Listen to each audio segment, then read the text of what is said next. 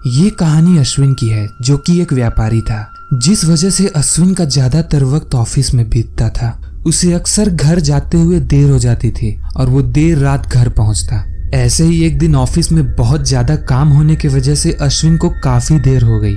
उसे घर जल्दी जाना था, इसलिए उसने शॉर्टकट रास्ता चुना।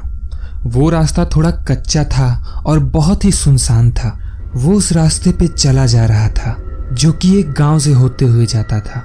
ये रास्ता इतना सुनसान था कि रात के वक्त दूर दूर तक इंसान तो क्या, जानवर भी भटकने की हिम्मत नहीं करते थे। अभी अश्विन कुछ दूर ही आगे बढ़ा कि उसने देखा कि सामने एक कार खड़ी थी। भला ये कार यहाँ क्या कर रही है?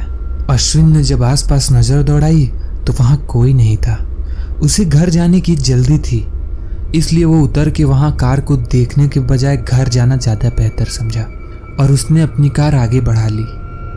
कुछ दूर चलने के बाद उसने देखा कि सामने एक लड़की जो कि पैदल जा रही थी। उसे फिर से ताज्जुब हुआ, इस सुनसान रात में ये लड़की यहाँ क्या कर रही है?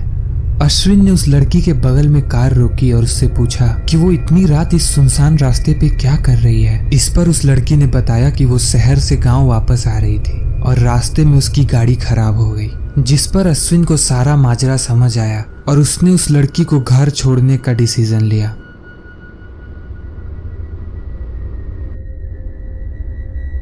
कुछ दूर पे एक मोड़ आने के बाद उस लड़की ने अश्विन को गाड़ी रोकने को बोला और कहा कि वो यहाँ से घर चली जाएगी।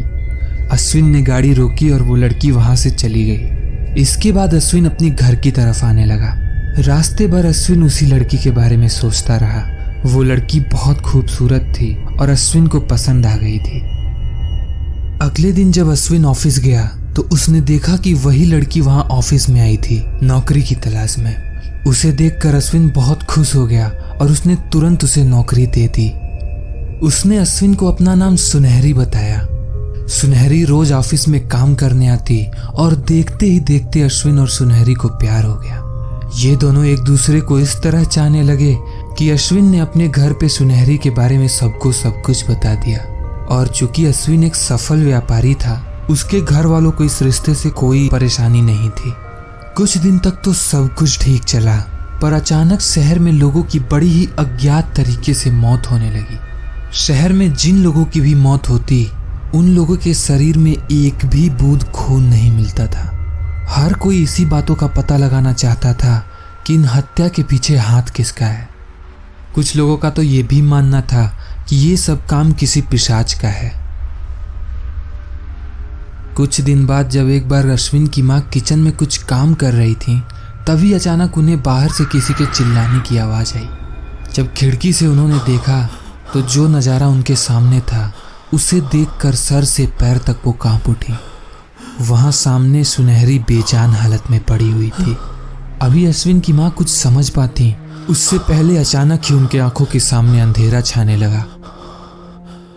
शाम में जब अश्विन घर आया तो उसने देखा कि घर में सुनहरी और माँ दोनों ही जमीन पे गिरे हुए हैं। जब उसने दोनों को उठाने की कोशिश की तो सुनहरी की अभी भी सांस चल रही थी, पर उसके माँ की मौत हो चुकी थी। अश्विन इस बात से बहुत दुखी हुआ और वो वापस अपनी माँ के कमरे में आया।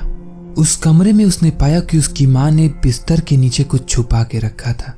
जब अश्विन ने उसे निकाला तो वो एक चिट्ठी थी जिसमें कुछ चीजें लिखी हुई थी। अश्विन उस चिट्ठी को पढ़ने लगा।